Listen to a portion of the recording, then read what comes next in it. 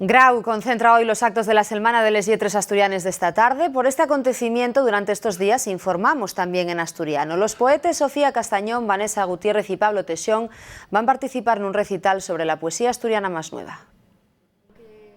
Son escritores nacidos de 1976 para acá, una treintena de autores con una treintena de voces muy singulares. Difícil llevar unas tendencias estéticas dominantes, aunque sí rescamplen de algunas. Tiene que ver mucho con la estética, con decir, probablemente las temáticas nunca desen de ser las mismas, pero las referencias sí que pues unas referencias muy vinculadas al mundo de la música, al mundo pop bien entendido, al mundo del rock, al mundo del punk.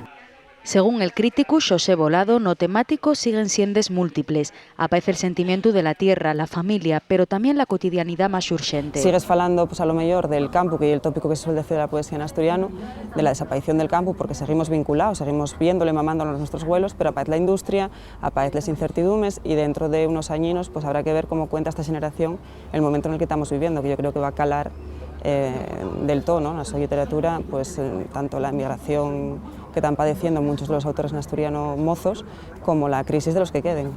Pertenecen a la llamada tercera generación del surdimiento, el proceso de recuperación lingüística que entamó hay ahora 40 años. La relación que caltienen con la generación anterior también los caracteriza. No hay una voluntad de ruptura, eso está claro.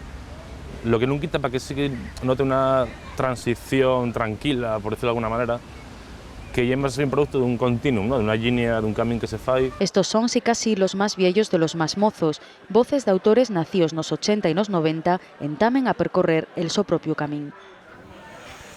Estamos llegando al final del informativo, después los deportes y con Loreto avanzamos ya a lo destacado.